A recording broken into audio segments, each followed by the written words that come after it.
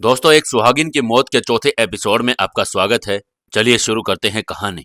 गजराज और सीमा दोनों ही कांप रहे थे। एकदम से उन्हें अपने सामने मांगेराम की लाश दिखाई दी। उसकी लाश उनकी आंखों के सामने चिपक कर रह गई थी। खून से लथपथ लाश चेत अवस्था में फर्श पर पड़ी थी। विस्फारित से अंदाज में फैली मांगेराम की निस्तेज आंखें दरवाजे को घूर रही थी। मांगेराम के पेट में कोई तेज धार वाला चाकू धंसा हुआ था। जिस्म के बाहर चाकू की केवल मूठ ही चमक रही थी। लाश और उसके आसपास गाढ़ा खून बिखरा पड़ा था। गजराज के मुंह से कांपते शब्द निकले, मांगेराम को किसी ने मार डाला। यहां से चलो राज, प्लीज, मुझे बहुत डर लग रहा है। उसके सीने में चेहरा छुपाए हुए सीमा ने ये शब्द कहे और भय के साथ साथ फपक फपक कर रो पड़ी। लाश की तरफ देखने का साहस नहीं था और उसमें स्वयं गजराज भी मांगेराम के निस्तेज आंखों को ज्यादा देर तक आंखें मिलाने का साहस नहीं जुटा पा रहा था। सीमा को संभाले पीछे से हट गया। उन्होंने जल्दी से चौखट से बाहर आकर अनय दरवाजा बंद कर दिया। हर तरफ सन्नाटा, वातावरण में कुछ और ही मिल चुका था। हालांकि मांगेराम की लाश अब उन्हें नजर नहीं आ रही थी, परंतु अपनी आंखों के सामने से उस लाश को हटने में वे असमर्थ थे। भयभीत सा गजराज सीमा को साथ लिए क्वार्टर की तरफ लिए दूर निकल गया। ऊंचे ऊंचे पहाड़ों से घिरे लॉन के बीचों बीच जाने वे क्यों ठिठक गई। निकलसन हमें भी मार डालेगा राज। सीमा बिल्कुल टूट चुकी थी। वो एकदम रो रो रही थी और उसको कुछ भी समझ में नहीं आ रहा था। तुम डर क्यों रही हो पगली? मैं जो हूं तुम्हारे साथ। सीमा के पीले पड़े मुखड़े को अपनी हथेलियों में भरकर गजराज ने बड़े ही प्यार से परंतु कमजोर स्वर में सांत्वना दी। मैं उसे देख लूंगा। वो शायद अकेला नहीं है राज। मुमकिन है कोई गिरोह हो, किंतु वे हमारा मर्डर नहीं कर सकेंगे जब तक कि वो काम न निकाल लें, जिसके लिए उन्होंने हमें यहाँ इस सूनी वादियों के बीच कैद कर लिया है। सीमा ने कहा। हमसे क्या कराना चाहते हैं ये? गजराज ने कहा। ये तो वही जाने। कहने के साथ साथ गजराज ने डाक बंगले के चारों तरफ से घेरे खड़े पहाड़ों को देखा। सीना ताने खड़े गगनचुंबी पहाड़ इस वक्त गजराज को बड़े बड़े दैत्य जैसे महसूस लग रहे थे। ये वही पहाड़ थे जिनके सौंदर्य में डूबा वो घंटों तक उन्हें निहारता रहता था। चलते चलते वो डाक बंगले की तरफ आ गए थे। जैसे ही वो अपने बेडरूम में पहुंचे, वहां पर फर्श पर अभी तक मरे हुए पहाड़ी सुअर की लाश पड़ी थी। दाएं तरफ खिड़की से उन्हें एक पहाड़ की चोटी अब भी साफ नजर आ रही थी। चोटी पर बर्फ पड़ी थी और ये बर्फ इस वक्त सूर्य की रश्मियों के कारण चांदी की तरह चमक रही थी। जब से वे यहाँ आए थे, सूर्य की रश्मियों के दर्शन प्रत्येक सुबह उन्हें उसी चोटी पर से होते थे। एक दूसरे से उस दृश्य की प्रशंसा करते हुए थकते नहीं थे, परंतु आज ये दृश्य भी बहुत फीका फीका और सूना महसूस लग रहा था। डाक बंगले के चारों तरफ छाई खामोशी उन्हें बेहद प्रिय लग रही थी।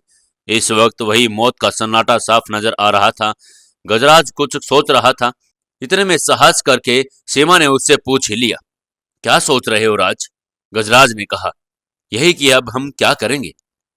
सीमा ने कहा, ये बहुत खतरनाक लोग हैं राज। गजराज ने कहा, जिन्होंने बेवजह गरीब मांगेराम को मार डाला वे खतरनाक तो होंगे ही, लेकिन हमारे इस तरह डरते रहने से भी कोई समस्या का हल तो नहीं होगा ना सीमा। सीमा ने कहा, फिर क्या? यहां से निकलकर पहलगाम पहुंचने की कोशिश करनी चाहिए। यदि एक बार पहलगाम पहुंच गए तो फिर हम निकलसन की पहुंच से बहुत दूर निकल चुके होंगे। मगर वहां तक कैसे पहुंचेंगे राज? हमारे पास टैक्सी है। सीमा की आंखें चमक उठी। टैक्सी के रूप में शायद उसे आशा की एक किरण नजर आई थी, लेकिन अगले ही पल ये किरण जिस तेजी के साथ चमकती ही उसी तेजी के साथ वो अवधल हो गई, क्योंकि गजराज बड़बड़ा रहा था। मगर कौन कह सकता है कि उन्होंने टैक्सी को पहलगाम तक पहुंचने की हालत में छोड़ा भी होगा या नहीं। सीमा ने कहा, क्या मतलब? तुम यहीं ठहरो सीमा, मैं टैक्सी को चेक करके आता हूं। नहीं, नहीं, मैं यहाँ अकेला नहीं रह सकती राज। सीमा एकदम से अपनी जगह पर खड़ी हो गई और गजराज से बोली, मैं भी तुम्हारे साथ चलूंगी। पगली। फीकी सी मुस्कान के साथ गजराज ने उसे बाहों में भरकर उसके चेहरे को सहलाते हुए कहा, हिम्मत से काम लो, मैं कहीं दूर नहीं जा रहा हूं। बंगले के पीछे वाले लॉन में ही तो गाड़ी खड़ी है, तब तक तुम यहां से अपना सामान समेटो। लेकिन राज, उसे समझाने के अंदाज में ही गजराज ने फिर कहा, इस वक्त हमारा एक ही संबल है सीमा, सिर्फ हौसला, और जो थोड़ा बहुत हौसला बड़ी कठिनाई से मैं जुटा पा रहा हूं। प्लीज कमजोर बनकर उसे परस्त मत करो और मेरा साथ दो सीमा। मैं गाड़ी की हालात देखकर आता हूं, तब तक तुम पूरे विश्वास के साथ यहां से चल पड़ने की तैयारी कर लो। सीमा ठगी ठगी सी रह गई। गजराज तेजी से दरवाजा खोलकर बाहर चला गया। बेड के समीप फर्श पर खड़ी सीमा थरथर कांप रही थी। जाने किन विचारों में वो गुम थी और वो अचानक फिर से उसे होश आ गया।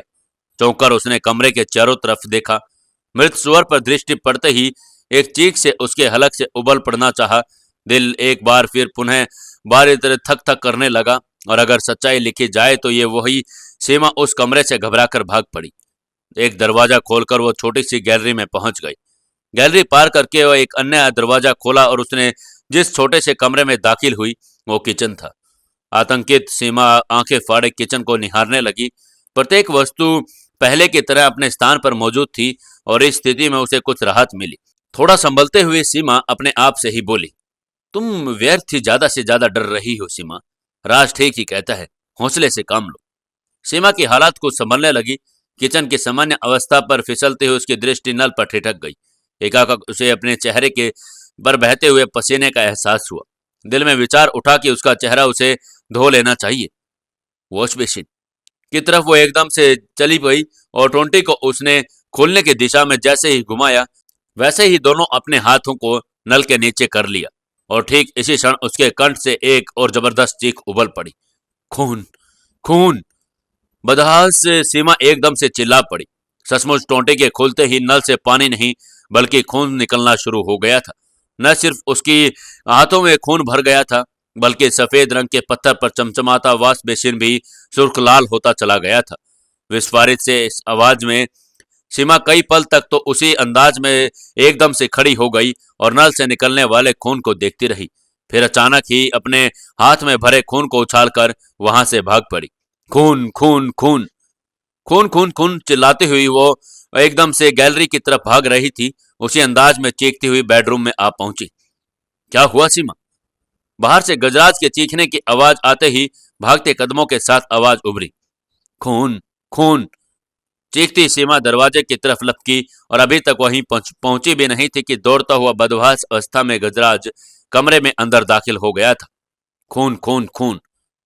खून से लथपथ सीमा के हाथों को देखकर गजराज के रोंगटे खड़े हो गए।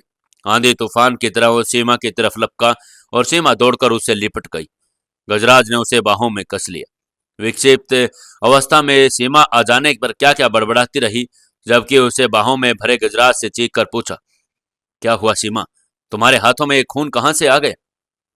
गजराज को यह सवाल एक नहीं दो बार नहीं बल्कि अनेक बार करना पड़ा क्योंकि सीमा उसके सवाल का जवाब देने के स्थान पर पागलों की तरह खून खून ही बड़बड़ाए चली जा रही थी। अंत में उसने सीमा को खुद से अलग करके झंझोड़ते हुए पूछा, जवाब क्यों नहीं देती? कहां से आया ये खून? वहां वहां किचन में। क्या क्या है किचन में? गजराज ने पूछा। नल नल में खून है। अरे होश में आओ सीमा! उसे झंझोड़ते हुए गजराज चीखा, क्या बकबक कर रहे हो? कुछ होश भी है? नल में खून भला कहां से आ जाएगा? वो नल में ही खून है, सीमा ने फिर से घबराते हुए कहा। सीमा को वहीं छोड़कर गजराज गैलरी की तरफ भाग गया। सीमा के दिमाग में यह विचार कौंधा कि वो अकेली रह गई है। वो भी फिर वैसी अवस्था में गजराज के पीछे दौड़ ली और दौड़ते हुए गजराज किचन में पहुंच गया। नल खुला पड़ा था। खून की मोटी धार निकल रही थी और वॉश बेसिन का भीतरी हिस्सा गाढ़े खून से रंग में रंग चुका था। इस दृश्य को देखकर गजराज की रूह तक कांप गई थी। वो एकदम जड़ हो गया था और जैसे उसका सफेद चेहरा पड़ गया था, जैसे उसका सारा खून उसी नल से होकर बाहर निकल रहा था। विस्फारित अंदाज में एकदम अभी नल और उससे निकलती खून की मोटी धार को देख ही रहा था कि दौड़ती हाँफती सीमा वहां पर पहुंच गई।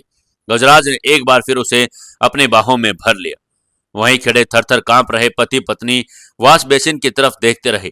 नल से निकलकर बेसिन में गिरती खून की धार अजीब डरावनी आवाज भी पैदा कर रही थी। अचानक ही गजराज ने कहा, आओ सीमा।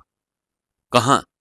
कोई जवाब देने के बजाय गजराज उसे खींचता हुआ किचन से बाहर लेकर आ गया और कुछ ही देर में वे काठ की बनी सीढ़ियों तय करके बाद डाक बंगले की छत पर पहुंच गई।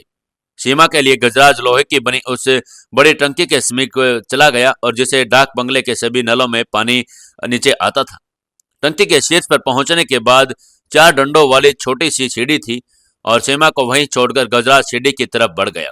स्वयं ही सिमटी सीमा वहां खड़ी थरथर कांप रही थी जबकि गजराज सीढ़ी के शीर्ष पर पहुंच गया। क्या गजराज को इस टंकी में कुछ मिलेगा? या फिर इस टंकी में खून की जगह पर लाल रंग डाला हुआ था? जानने के लिए जुड़े रहिए हमारी इस कहानी के साथ। दोस्तों, अगर आपको कहानी अच्छी लग रही है तो वीडियो को ज्यादा से ज्यादा लाइक करें, ज्यादा से ज्यादा शेयर करें और कमेंट करके जरूर बताएं कि आपको यह कहानी कैसी लगी।